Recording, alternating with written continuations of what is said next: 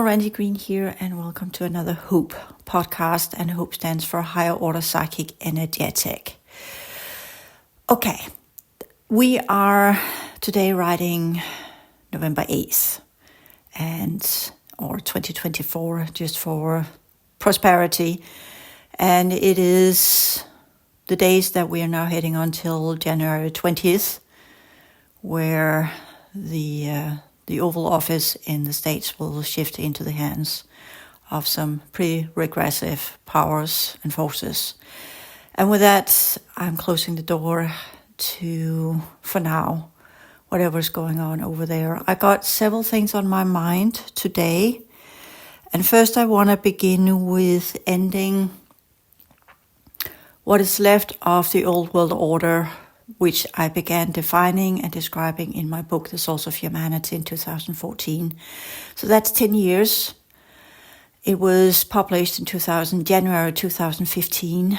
So I think that's a good round 9-year cycle where I now look back at the years that went from there until now and what has been cleared and unraveled, and the work that I've got engaged with because I wrote that book, amongst many other things, which has been a very tiring, eventful, challenging, to say the least, an absolutely horrible journey. So you're not going to get me to say that diving into the true levels of the extraterrestrial agenda and what's really going on our planet is a happy, joyful journey. It's not. With that said, because this is not going to be a bleak storytelling. This is going to be finalizing and completing so we can begin the next level of work that is ahead of us. And I'm not diving in headstrong as I did the last time. This is a little bit with more caution, a little bit more in the understanding of that things have changed, that what was and worked as a support network in 2014 is no longer there.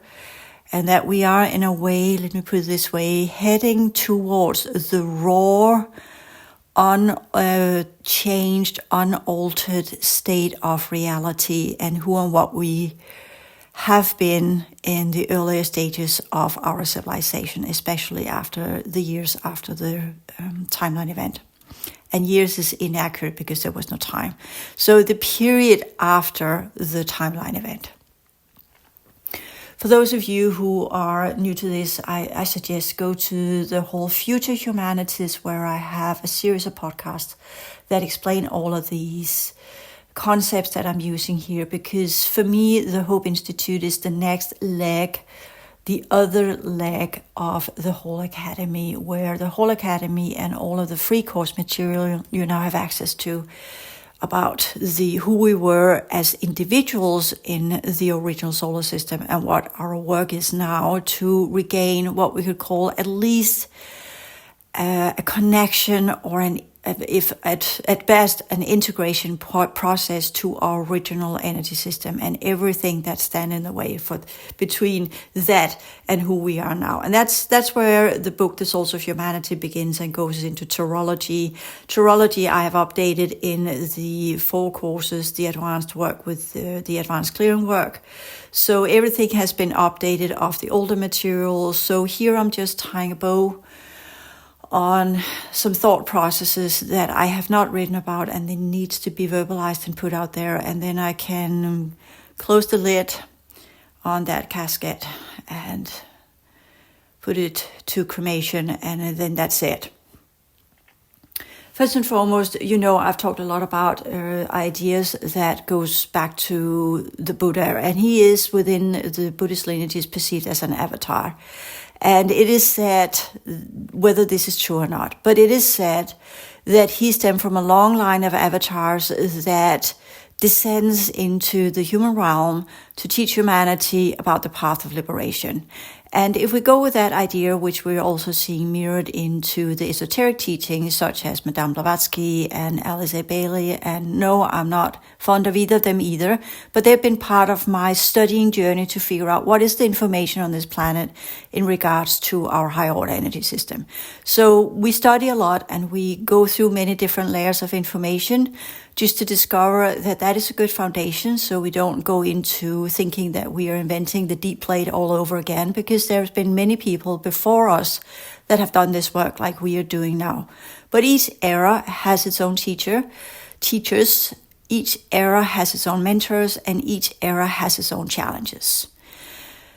It's important that you understand where I'm coming from. And I am coming from the point of view that the past can teach us about who we were in the past, and the teachings and the culture and what lingers on from the past is important when we work with our past lives. That is when we go into deep regression and instigate challenges, the challenging journey into the past lives where we have unresolved business, where there are energetic imprints and consciousness units that are tied or are tying us to timelines that are no longer productive for us, because these levels of history do no longer exist inside the current reality in the now, but they are existing as energetic imprints and what we call ghosts, mirroring systems of who and what we once were in a world that once were,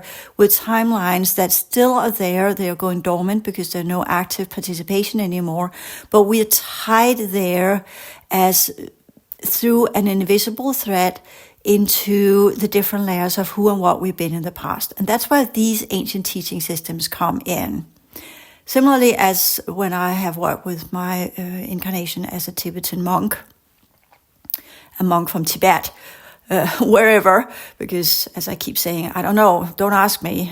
It's in a different language and I don't speak that language today, so I can give you a series of sounds that is inaccurate. So there's no point in trying to pinpoint that. As I've said many times, when we look at our past lives, it's like looking at you in your childhood. Go to the age of 6. And then if you ask your 6-year-old self, where are you? What's your name? What's your parents' name? In what city do you live? And what year do you live? There will be an understanding of it, but there will not be, unless of course you're a super clever kid, there won't be this clear understanding. My name is so-and-so, I live there and there, the address is so-and-so and whatnot. So that's that's what we're dealing with when we talk about past lives. We have the glimpses are experiences, more than locations and name and pinpointing. The experiences are approximate, and the experiences are not about where we were, other than just what we need as a framework to understand on what level of the cultural history of our civilization we're talking about. It's more about the impressions, the energy patterns, the emotional, mental, and high order energetic results of what lingers on from that past life. And most of us have a lot of tying back to old history. And that's where the interest of these more ancient teachings come in. So going back to the ideas of the avatars or the mentors or the teachers that are supposed to show humanity the paths of liberation, of which we know the Buddha, we know the character, because whatever we got left is not the real version. It's a made up story about the character we call Jesus, or Yeshua, but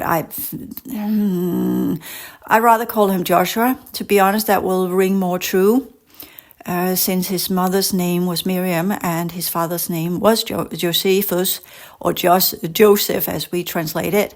And Josephus, that's Latinized version, so that's inaccurate. But in Hebrew, and normally you would be called the son of Joseph. So he would often have the name as his father, but then be called, he could have been called Yeshua ben Josephus, or Joseph. Sorry, I really want to go into the Hebrew, but I've forgotten that. So I'm keep referring to the Latinized version, which is inaccurate as well.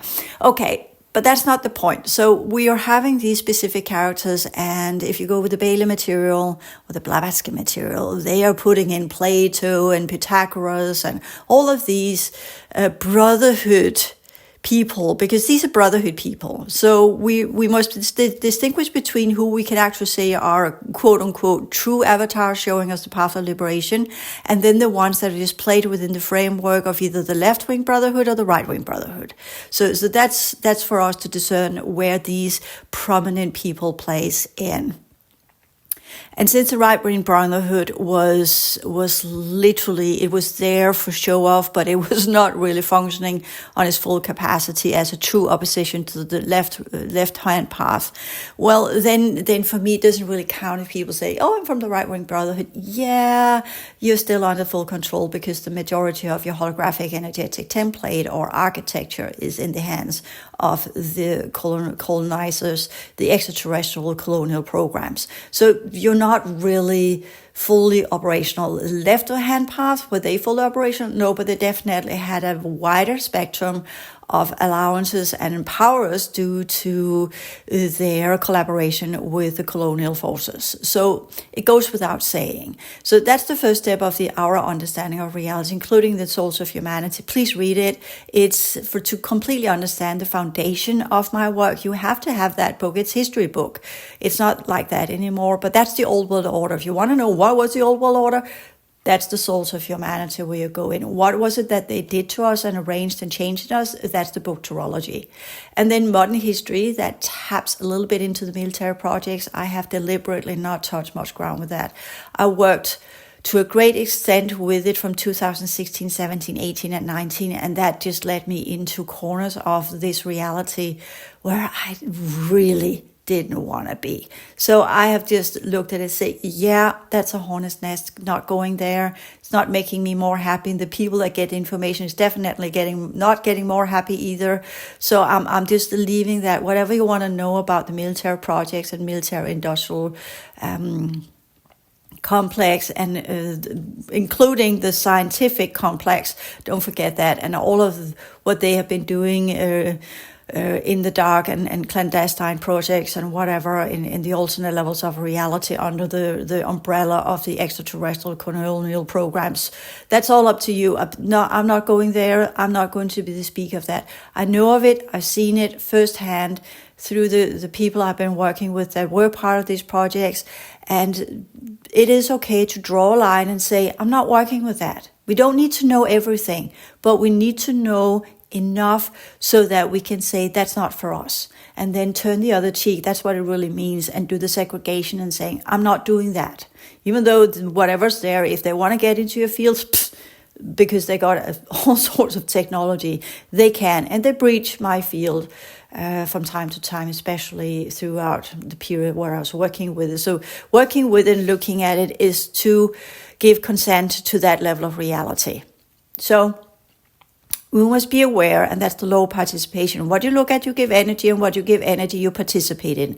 And if you're getting ensnared by the many different groups that are now out there on the internet, that is the big shopping, FOMO fear program, social media, entertainment platform, that's when you look at something, it's kind of giving consent to it. So I will just say here in the years to come, be very mindful of what you choose to participate in, because now we're in a whole other ballgame where the segregation dynamics for those of us who are trying to get to the positive timelines that will lead out of here, quote unquote, the path of liberation.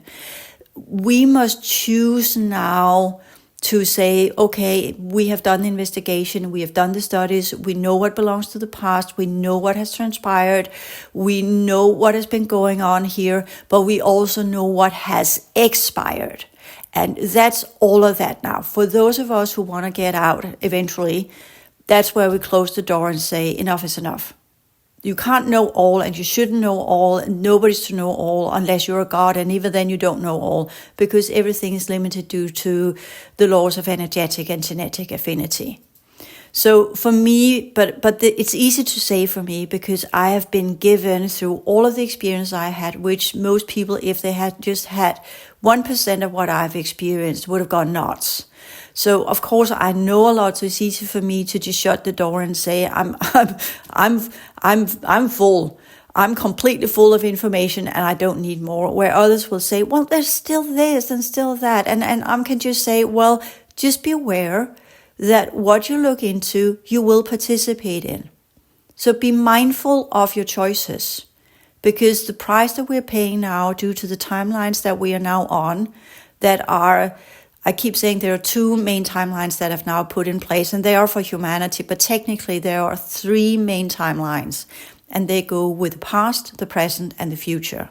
So the two main timelines are connected to the past, the regressive forces, and the present, where we are to learn to instigate choices that will lead to a possibility for us to step into the future timelines that do not lead to very unfortunate futures that are already solidified out there. And these futures, when I project my mind into these, are not futures I want to participate in. I'd rather just justify and go into the void. And that's, of course, the fourth timeline. Okay, but that's for the few that has no other option than either to be dragged to the past, and that's the same as going to hell, or deciding that once this body no longer has the ability to keep itself going, well, then it's time to go into that process where, as we know from the cross, either you work with the oppositions to either elevate or transform into nothingness. And I describe that in the transition science courses, the sciences behind these ideas. Everything I propose here are out there for free on the whole academy, under the courses, the transition sciences, the template sciences, the energy work courses, except from the 4 advanced ones, the template sciences, as well as the reconfiguration sciences. So I can speak freely now, knowing that for those who are interested, the material's there, they can access it, they can study it, and then they can get the frames of references for some of the experiences that you might have. I've written the history book. I've put out this information so that whomever wants to go from whatever's out there and into what we call a more serious and higher level type of study. Not that it's better, it's just on a different level of reality. It's on the dimensional levels where most teachings are focused on who and what you are inside this reality, working through the emotional to the astral field, working from the lower mental to the higher mental. So that's what most spiritual teaching systems are about. And my system is beyond that. So once you're done with the astral, and you go into the artificial 4, and once you're done with the lower mental, and you got into the higher mental, where you learn to use your brain as it's supposed to, then you go into the artificial 5th, and then you really begin to understand what this world is made of. So that's the journey. And I know it sounds, oh, you just do this and this.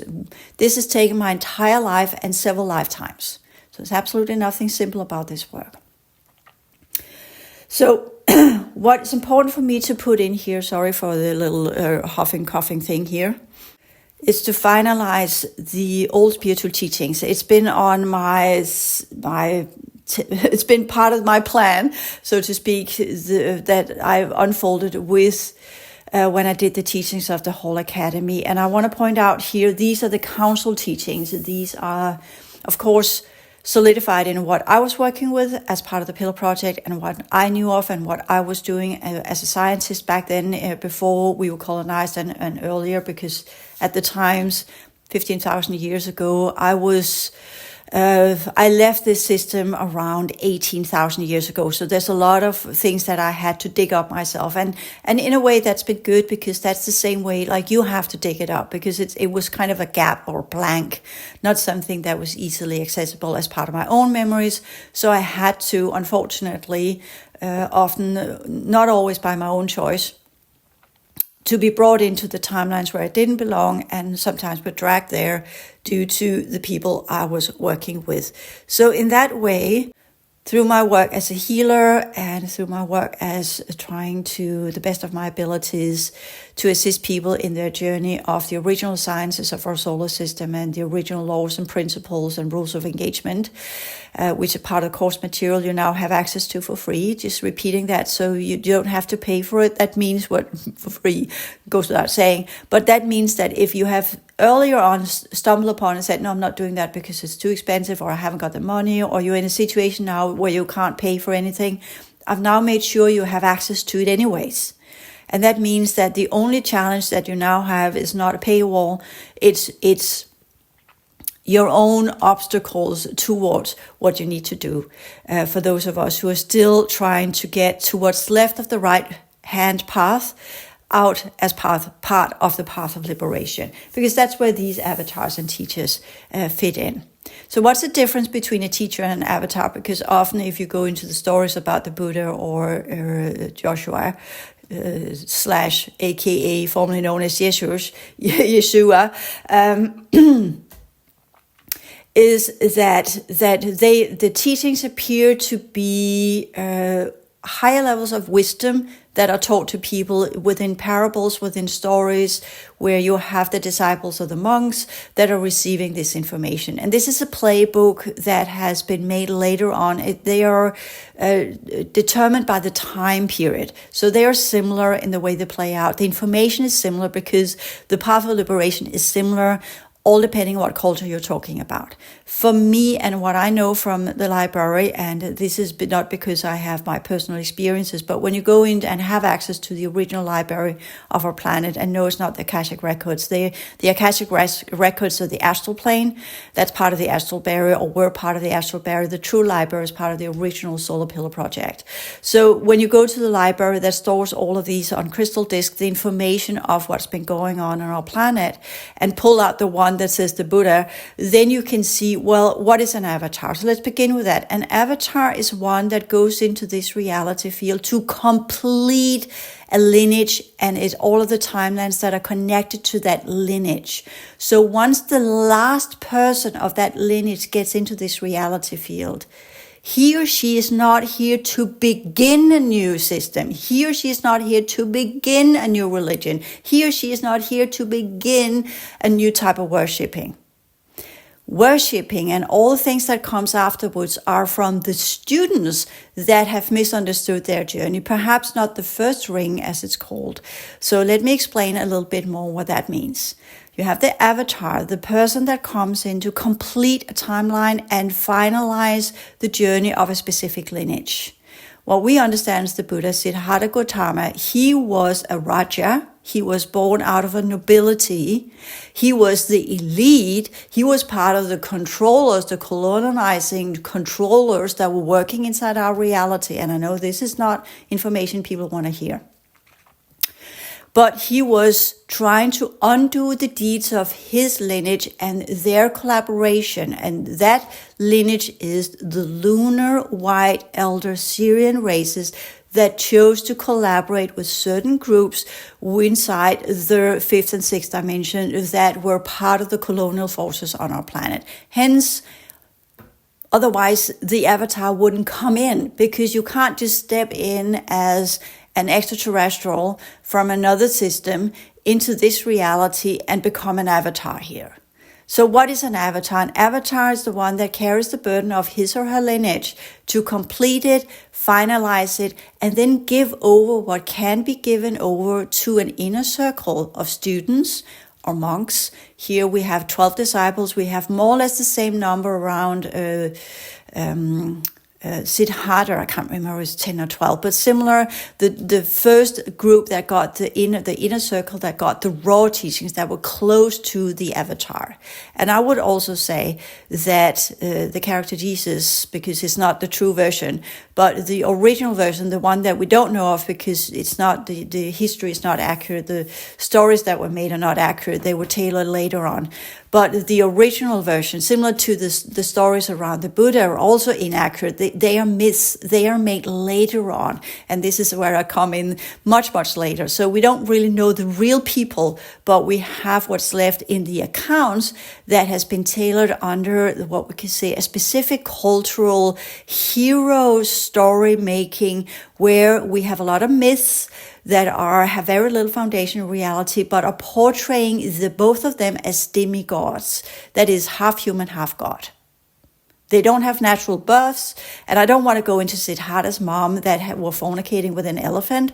That's utterly disgusting, but that shows the cultural setting at the time. And they would say, no, she's not fornicating. Okay, let's just make it nicer. She was in dream state, and a white elephant came her way, and she got impregnated.